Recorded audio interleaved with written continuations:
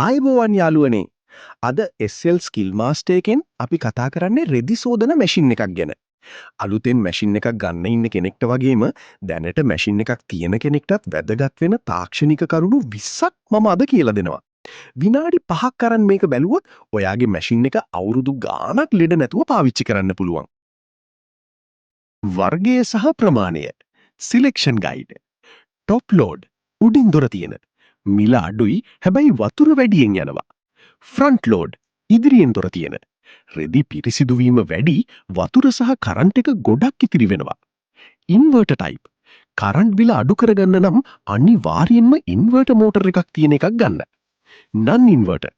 මිල අඩු වුණත් සද්දය වැඩි කරන්ට් එකත් වැඩියෙන් යනවා. Semi automatic. අර්ධ ස්වයංක්‍රීය. රෙදි හෝදන්න සහ වේලන්න බාල්දි දෙකක් තියෙන්නේ. අපිට ළඟ ඉඳන් වැඩ කරන්න වෙනවා. මිල ගොඩාක් අඩුයි. Fully automatic. සම්පූර්ණ ස්වයංක්‍රීය. එක බටනයකින් හෝදලා වේලලා ඔක්කොම කරලා දෙනවා. කාර්යබහුල අයට නියමයි.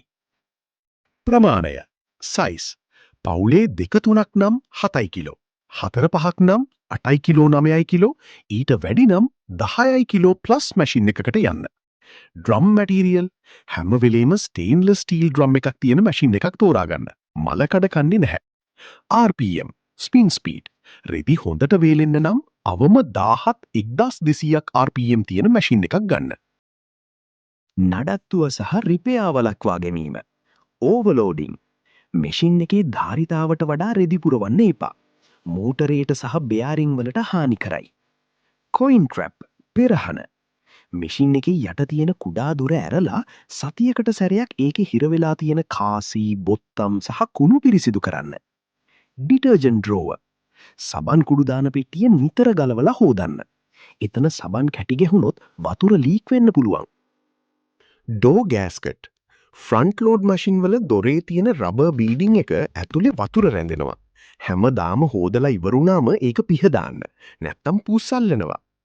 රැට් මෙෂ් මීයන්ගෙන් වයර් බේරගන්න මැෂින් එකේ යටට අනිවාර්යෙන්ම රැට් මෙෂ් එකක් ගහන්න.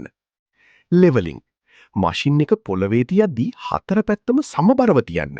නැත්තම් ස්පින් වෙද්දී මැෂින් එක නටන්න ගන්නවා. ඉන්ලට් ෆිල්ටර් වතුර එන බටේ ඇතුලේ තියෙන පුංචි දැල මාසෙකට සැරයක් ගලවලා පිරිසිදු කරන්න. නැත්තම් වතුර එන වේගය අඩු වෙනවා.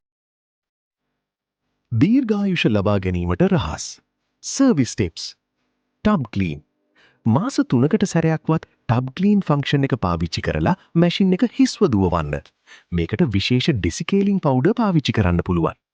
වෝල්ටේජ් ගාඩ් විදුලි සැපියුමේ වෙනස් වීම් වලින් මව්පුවරුව PCB බේරගන්න හොඳ වෝල්ටේජ් ගාඩ් එකක් පාවිච්චි කරන්න. ඩ්‍රයි ඒරින් රෙදි හොදලා ඉවර වුණාම දොර විනාඩි 30ක් විතර ඇරලා තියන්න. ඇතුලේ තෙතමනය අයින් වෙන්න ඒක උදව් වෙනවා. ස්ටෑන්ඩ් ට්‍රොලි මැෂින් එක කෙලින්ම ගරා වැටුණු පොළවක තියන්නේ නැතුව හොඳ ස්ටෑන්ඩ් එකක් උඩ තියන්න. මලකඩ කෑම පාලනය වෙනවා.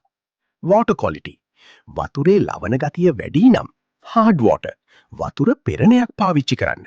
නැත්තම් මැෂින් එක ඇතුලේ ලුණු බැඳිලා ඉක්මනින් ලෙඩ දෙනවා.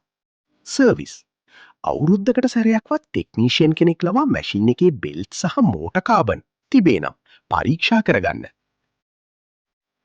සේවාව සහ විශ්වාසය. අමතර කොටස්.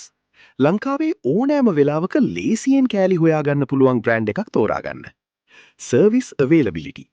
ඔයා ඉන්න ප්‍රදේශයට අලවියෙන් පසු සේවාව ආෆ්ටර් සේල්ස් සර්විස් දෙනවාද බලන්න. වොරන්ටි. මෝටරේට වසර 10ක වගකීමක් දෙන මැෂින් දැන් තියෙනවා. ඒ ගැන සැලකිලිමත් වෙන්න. ඉතින් යාළුවනේ මේ කරුණු 20 ගැන සැලකිලිමත් වුණොත් ඔයාට කරදරයක් නැතුව මැෂින් එක පාවිච්චි කරන්න පුළුවන්. වීඩියෝ එක වටිනවා නම් ලයික් කරලා ෂෙයා කරන්න. අලුත් වීඩියෝ බලන්න සබ්ස්ක්‍රයිබ් කරලා බෙල් එකත් ඔබන්න. අපේ channel එකට සපෝට් එකක් දෙන්න. මම ඔයාලගේ SL Skill Master. තවත් වටිනා වීඩියෝ එකකින් හමු වෙමු. ජය වේවා.